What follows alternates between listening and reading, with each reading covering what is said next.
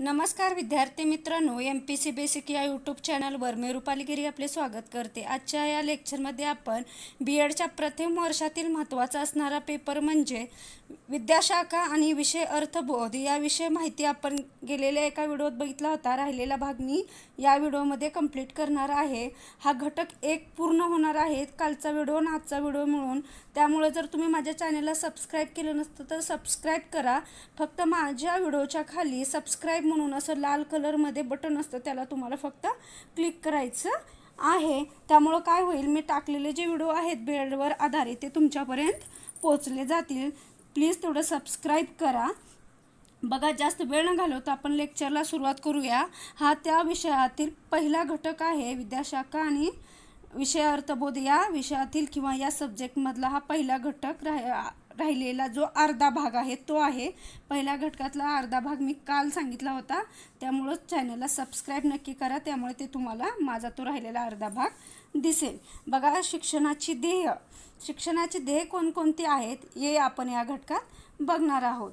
शिक्षणाचे ध्येय स्पष्ट करत असताना तुम्हाला शिक्षण हे गतिमान समजले, त्यामुळे शिक्षण पद्धतीमध्ये काळानुसार ध्येयामध्येही आपणास बदल झालेला आढळून येतो। तुम्हाला माहित आहे, शिक्षण हे गतिमान आहे। शिक्षण जसं पूर्वी घेतलं जात होतं आता तसं आहे का, नाही आहे, त्याच्यात बदल झालेला आहे। म्हणजे शिक्षण कसं आहे, गतिमान आहे। त्यामुळे शिक्षणाची ध्येय सांगत असताना प्राचीन काळातील शिक्षणाची ध्येय, आधुनिक काळातील शिक्षणाची ध्येय असे 2 प्रकार आपल्याला शिक्षणाच्या ध्येयाचे सांगता येतील। कोणकोणती? प्राचीन काळातील शिक्षणाची ध्येय कोणती आहेत आणि आधुनिक काळातील शिक्षणाची ध्येय कोणती आहेत, अशा 2 प्रकारे आपल्याला शिक्षणाची ध्येय सांगता येतील। तर प्रथम आपण बघूया प्राचीन काळातील शिक्षणाची ध्येय। तर प्राचीन काळातील म्हणजे कधीपासूनची, तर इसवी सन पूर्व 1000 ते इसवी सन पूर्व 1200 पर्यंतचा जो कालखंड होता, त्या काळातील शिक्षणाचे ध्येय आपण बघणार आहोत। त्या कालखंडात 4 उपखंड असल्याचे जाणवते। त्यामध्ये तुम्हाला वैदिक काळ, उपनिषद काळ, धर्मशास्त्र काळ आणि पुराण काळ या उपखंडाचा समावेश होता। त्या काळामध्ये किती उपखंड होते? 4। कोणकोणते? वैदिक काळ, उपनिषद काळ, धर्मशास्त्र काळ, पुराण काळ या उपखंडाचा त्या काळामध्ये समावेश होता। प्राचीन काळातील शिक्षण हे कसे होते? धर्मप्रसारासाठी सुरुवात केली जाणारे शिक्षण होते किंवा धर्मप्रसारासाठी दिले जाणारे ते शिक्षण होते। ज्ञान संपादन करण्यासाठी तेव्हा शाळा होती का? नाही आहे। तर तुम्हाला कुठे जावे लागत असेल तर गुरुगृही, जिथं तुम्ही शिक्षण घेणार आहोत गुरुच्या ठिकाणी किंवा गुरुने एखादा आश्रम वगैरे काढलेला असेल त्या ठिकाणी जाऊन तुम्हाला शिक्षण घ्यावे लागत असे। उपनयन नावाच्या संस्कारानंतर गुरुगृही विद्या संपादन करण्यासाठी पाठवले जात असे। उपनयन हा एक संस्कार आहे। हा संस्कार झाल्यानंतर तुम्हाला शिक्षण घेण्यासाठी गुरुगृही पाठवलं जायचं।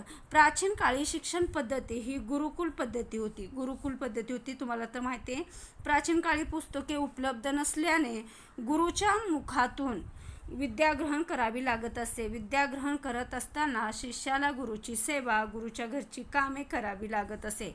थोडक्यात प्राचीन काळातील शिक्षण पद्धती ही धार्मिक शिक्षणावर जास्त भर दिला जाणारी किंवा दिला जात असे। बघा, त्या प्राचीन काळी पुस्तकं उपलब्ध नसल्यामुळे गुरु ज्या पद्धतीने ज्ञान त्यांच्या मुखातून देतात तेच ज्ञान विद्यार्थ्यांना घ्यावं लागत असे आणि त्यांना गुरुग्रही राहिल्यामुळे गुरूंची जे कामं आहेत ते कामं त्यांना ती करावी लागत असत। बघा, आपण ध्येय बघू। प्राचीन काळातील शिक्षणाची ध्येय लक्षात ठेवा, पेपरमध्ये खूप महत्त्वाचं आहे। 4 पुरुषार्थाची साधना व मोक्षप्राप्ती हे प्रमुख ध्येय। 4 पुरुषार्थांची साधना आणि मोक्षप्राप्ती। तर भारतीय तत्वज्ञान आणि धर्म, अर्थ, काम, मोक्ष हे 4 पुरुषार्थ सांगितलेले आहेत। 4 पुरुषार्थ कोणकोणते? धर्म, अर्थ, काम आणि मोक्ष। ह्या 4 पुरुषार्थांची साधण्यासाठी आणि मोक्ष प्राप्तीसाठी तुम्हाला शिक्षणाची गरज होती, असं त्या काळात होतं, प्राचीन काळात। मग आपण धर्म, अर्थ, काम, मोक्ष या पुरुषार्थाविषयी सविस्तर माहिती बघूया। पहिला मुद्दा हा होता धर्म। तर इथं बघूया धर्माविषयी माहिती। चांगले वर्तन, चांगली कृती धारणा करणे म्हणजे धर्म होय। काय धर्म म्हणजे काय? चांगले वर्तन, चांगली कृती आणि धारणा करणे म्हणजे चांगली वर्तन आणि चांगली कृती धारण करणे म्हणजे धर्म होय. धर्मामुळे चांगल्या व वाईट गोष्टी समजून येतात. समाजामध्ये चांगले जीवन जगण्यात धर्माची मदत घ्यावी लागते. तसेच जीवनाचे नियंत्रण करण्याचे सामर्थ्य कशामध्ये असते तर ते धर्मामध्ये असते. धर्म म्हणजे काय हे तुम्हाला लक्षात आलं असेल. आता बघू अर्थ म्हणजे काय. अर्थ म्हणजे तुम्हाला माहिती आहे, अर्थ म्हणजे संपत्ती, पैसा होय. मानवाला जीवन जगण्यासाठी अर्थाची आवश्यकता असते, म्हणजेच पैशाची आवश्यकता असते. अर्थाशी व्यक्ती जीवन जगू शकत नाही. अर्थाशिवाय व्यक्ती जीवन जगू शकत नाही. जेवढे आवश्यक तेवढे धन प्राप्त करावे. तुम्हाला गरजेचं आहे तेवढंच अर्थ प्राप्त करावं किंवा धन प्राप्त करू नये. जास्त मोह करू नये. काम मानवाची सहज प्रवृत्ती आहे. कामवृत्तीमधून मानवाला तृप्ती व समाधान मिळते. मोक्ष हा एक झाला पुरुषार्थ. मानवी जीवनाचा सर्वश्रेष्ठ हेतू आहे. मोक्ष हे अंतिम ध्येय आहे. मोक्ष ध्यान धारणेतून ईश्वर भक्तीतून प्राप्त होते. मोक्ष कशातून प्राप्त होते? ध्यान धारणेतून आणि ईश्वर भक्तीतून तुम्हाला प्राप्त होते. असे 4 प्रकारचे पुरुषार्थ मी तुम्हाला सांगितले. त्यानंतर बघा दुसरं ध्येय आहे प्राचीन काळातील शिक्षणाचे, ते आहे ज्ञानासाठी ज्ञानप्राप्ती. ज्ञानाच्या उपासनेतून भारतीय तत्वज्ञान निर्माण झालेले आढळून येते. वेद, उपनिषद, महाकाव्य प्राचीन भारतीय शिक्षणातून होत असे. अनेक धर्मग्रंथांचा अभ्यास करून ज्ञान वाढविले जात असे. प्राचीन काळामध्ये ज्ञान देणे व ज्ञान घेणे याला काय अतिशय महत्त्व होतं. ज्ञान प्राप्त करून इतरांपर्यंत पोहोचविणे हे काय होतं तेव्हाच्या काळी परम कर्तव्य मानलं जात होतं. तर ब्रह्मज्ञानाची प्राप्ती करून मोक्ष प्राप्ती करून घेण्याचा प्रयत्न कशातून केला जायचा? ज्ञान साधनेतून केला जात असे. ज्ञानासाठी ज्ञानप्राप्ती. त्यानंतरचं ध्येय आहे शिक्षणाचं प्राचीन काळातील चारित्र्य संवर्धन. बघा प्राचीन काळामध्ये पंडित होणं, ज्ञान मिळवणं किंवा होणं, विद्वान होणं याला महत्त्व नव्हतं. तर महत्त्व त्या काळात कशाला होतं? व्यक्तीने नैतिक वागणूक, सदाचार, सद्गुण याचा अतिशय महत्त्व होतं. आणि त्या महत्त्वातून धर्मानुसार आचरण करणाऱ्या व्यक्तीला चारित्र्य संपन्न व्यक्तीचा मान दिला जाई. धर्मानुसार जे आचरण करत होते व्यक्ती त्यांना चारित्र्य संपन्न व्यक्तीचा मान दिला जात असे. नैतिक मूल्याची रुजवणूक शिक्षणाच्या माध्यमातून त्या काळात केली जात असे. प्राचीन काळातील शिक्षण पद्धती ही गुरुकुल असल्यामुळे शरीर, मन, बुद्धीचा समतोल विकास साधला जात असे. कशाचा समतोल विकास? शरीर, मन आणि बुद्धीचा समतोल विकास साधला जात असे. सदाचार, सदाविचार, सत्य, प्रेम इत्यादी गुणांचा विकास केला जात असे. त्यानंतरचं ध्येय आहे शिक्षणाचं प्राचीन काळातील व्यक्ती विकासातून समाज विकास. तुम्हाला माहिती आहे व्यक्तीचा विकास झाला म्हणजे समाजाचा होतो, समाजाचा विकास झाला म्हणजे राष्ट्राचा विकास होतो. त्यासाठी प्रथम व्यक्तीचा विकास होणे गरजेचं आहे. प्राचीन शिक्षणात व्यक्ती विकासाबरोबर गतिशील असणाऱ्या समाज विकासाचा विचार केलेला आढळून येतो. पुरुषार्थाची साधना, आश्रम व्यवस्था, सामाजिक घटकाविषयी कर्तव्य, कर्मयोगी याला अतिशय महत्त्व देण्यात आलेले आहे.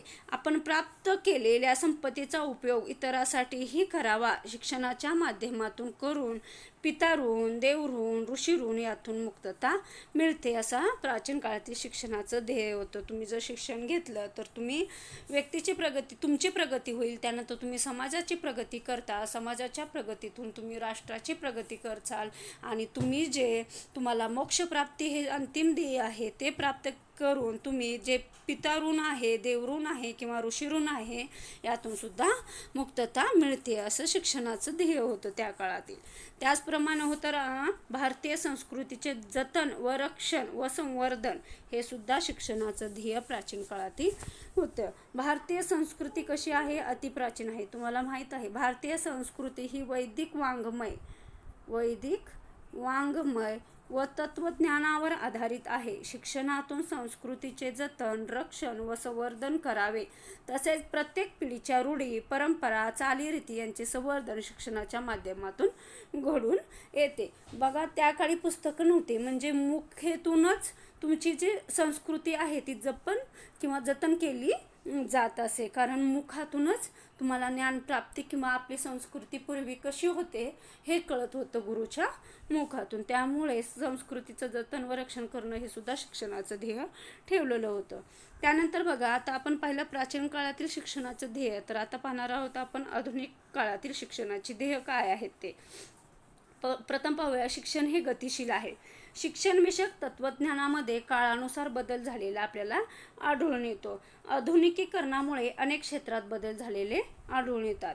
शिक्षण क्षेत्रामध्ये हे अनेक बदल झालेले आहेत. या बदलामुळे आधुनिक शिक्षणाच्या ध्येयामध्ये आपणास बदल झालेला आढळून येतो. आधुनिक शिक्षणाची ध्येय कोणती आहेत ते पाहूया. तर बघा, पहिलं आहे आधुनिक शिक्षणाचं ध्येय विद्यार्थ्यामध्ये वैज्ञानिक दृष्टिकोन निर्माण करणे. शिक्षणाच्या माध्यमातून विद्यार्थ्यामध्ये चिकित्सक वृत्ती निर्माण करणे आवश्यक आहे. तर जर विद्यार्थ्यामध्ये वैज्ञानिक दृष्टिकोन विकास केला तर समाज हा अंधश्रद्धापासून मुक्त होऊ शकतो. विद्यार्थ्यामध्ये जर वैज्ञानिक दृष्टी निर्माण झालीच तरच विद्यार्थी अंधश्रद्धेपासून लांब राहू शकतो. वैज्ञानिक दृष्टी निर्माण होण्यासाठी त्यांना शिक्षणाची आवश्यकता आहे. त्याचबरोबर सध्या समाजामध्ये पाश्चात्य चालीरीती तिचे अनुकरण टाळण्यासाठी विद्यार्थ्यामध्ये वैज्ञानिक दृष्टिकोन निर्माण करणे आवश्यक आहे. त्यामुळे शिक्षणाच्या माध्यमातून वैज्ञानिक दृष्टिकोन निर्माण करणे आवश्यक आहे. हे डबल झालेलं आहे. त्यानंतर बघा, दुसरं ध्येय आहे सामाजिक प्रगतीसाठी निरक्षरता नाहीशी करणे. तुम्हाला जर प्रगती करायची असेल तुमची, राष्ट्राची, समाजातील, तुम्हाला शिक्षण घेणं महत्त्वाचे आहे. आधुनिक शिक्षणाचे हे एक महत्त्वाचे साधन किंवा ध्येय आहे. समाजामध्ये असलेले निरक्षर व्यक्तीमध्ये संकुचित वृत्ती बाळवती किंवा ते व्यक्ती संकुचित वृत्ती बाळगतात. त्यामुळे स्वतःची विकास तसेच राष्ट्रहिताचा अडथळा निर्माण होऊ शकतो. समाजातील निरक्षरता नाहीशी झाल्यास व्यक्तीचा विकास त्याचबरोबर आपल्या समाजाचाही विकास घडून येऊ शकतो. तुम्ही शिक्षक, शासन, स्वयंसेवी सेवा संघटनाच्या माध्यमातून समाजातील निरक्षरता नाहीशी करता येते किंवा आपण करू शकतो. त्यानंतरचं ध्येय आहे आधुनिक शिक्षणाचं उत्पादन क्षमतेमध्ये वाढ करणे. तुम्ही शिक्षण घेतलं तर तुम्हाला नोकरी लागेल. नोकरी किंवा तुमच्यात जे कौशल्य आहेत ते बाहेर येईल. त्यातून राष्ट्राला किंवा तुम्हाला आर्थिक मदत होईल. आधुनिक शिक्षण हे सामाजिक जीवन, गरजा अशा आकांक्षाशी निगडित आहे. शिक्षणाच्या माध्यमातून व्यक्तीचा उत्पादन क्षमतेमध्ये वाढ करणे आवश्यक आहे. याला अनुसरून व्यावसायिक शिक्षणावर अधिक भर देण्यात येतो. आता बघा, आधुनिक काळातील जे शिक्षण आहे ते कशावर जास्त भर देत आहे? व्यावसायिक शिक्षणावर. त्याचप्रमाणे सध्याच्या शिक्षण पद्धतीमध्ये कार्यानुभव, चित्रकला या विषयाचा समावेश झालेला आढळून येतो. कारण कार्यानुभव चित्रकलामधनं तुमच्यात जे सर्जनशील गुण आहेत ते बाहेर येतात आणि त्यातून तुम्ही तुमचा उदरनिर्वाह भागल इतक्या प्रकारे तुम्ही आर्थिक धन प्राप्त करू शकता, जेणेकरून व्यक्तीचा उत्पादन क्षमतेमध्ये वाढ होऊ शकेल. त्यानंतरचं ध्येय आहे राष्ट्रीयत्व, राष्ट्रीय एकात्मता साधणे. विद्यार्थ्यामध्ये धर्म, जातपात, भाषा विसरून आपण सर्व भारतीय एक असल्याची जाणीव आपण विद्यार्थ्यामध्ये शिक्षणाच्या माध्यमातून निर्माण करू शकतो. त्याचप्रमाणे राष्ट्रीय एकात्मता साधण्यासाठी तुम्ही भारतीय शिक्षण आयोगाने ज्या शिफारशी दिलेल्या आहेत त्यासुद्धा तुम्ही पाहू शकता. तसेच माध्यमिक स्तरावर जे शिकवले जाणारे विविध विषय आहेत त्याच्या माध्यमातून तुम्ही सुद्धा विद्यार्थ्यामध्ये राष्ट्रीय एकात्मता प्रस्थापित करू शकता. त्याचप्रमाणे समाजसेवा, बालवीर पथक इत्यादींचा अभ्यासक्रमामध्ये समावेश करून तुम्ही विद्यार्थ्यामध्ये राष्ट्रीयत्व, राष्ट्रीय एकात्मता प्रस्थापित करू शकता. त्यानंतरचं बघा, हे ध्येय विविध मूल्यांची जोपासना करणे. शिक्षणाच्या माध्यमातून व्यक्तीचा विकास साधला जातो. तसेच विद्यार्थ्यामध्ये शिक्षणाच्या माध्यमातून विचारशक्ती, निर्णय क्षमता, बंधुभाव, सहकार्य, प्रामाणिकपणा, सर्व धर्म समभाव इत्यादी मूल्यांचा विकास होतो. हा सर्व मूल्यांचा विकास करायचा असेल तुम्हाला तुमच्यामध्ये तर शिक्षण घेण्याशिवाय गत्यंतर नाही. त्याचप्रमाणे विद्यार्थ्यामध्ये विविध मूल्यांची जोपासना झाल्यामुळे साहजिकच राष्ट्राचा ही विकास होणार आहे. त्यानंतरचं ध्येय आहे लोकशाही जीवननिष्ठेचे दृढीकरण करणे. शिक्षणाच्या माध्यमातून व्यक्तीला स्वतंत्र विचार करण्याचे सामर्थ्य प्राप्त होते.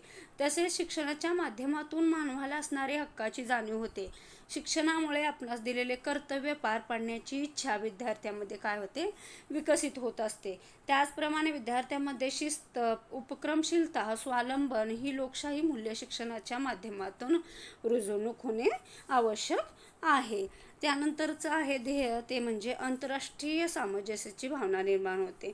तुम्ही राष्ट्रीयत्वाची भावना निर्माण करून काही होत नाही। तुम्हाला त्यासाठी आंतरराष्ट्रीय समाजाची भावनासुद्धा विद्यार्थ्यामध्ये निर्माण करावी लागते। विद्यार्थ्यामध्ये आपण जगाचे नागरिक आहोत याची भावना निर्माण करणे आवश्यक आहे। त्यामुळे जगामध्ये शांतता व मैत्री प्रस्थापित होण्यास मदत होते। विद्यार्थ्यामध्ये राष्ट्राबद्दल गैरसमज निर्माण होणार नाही याची दक्षता घेणे आवश्यक आहे।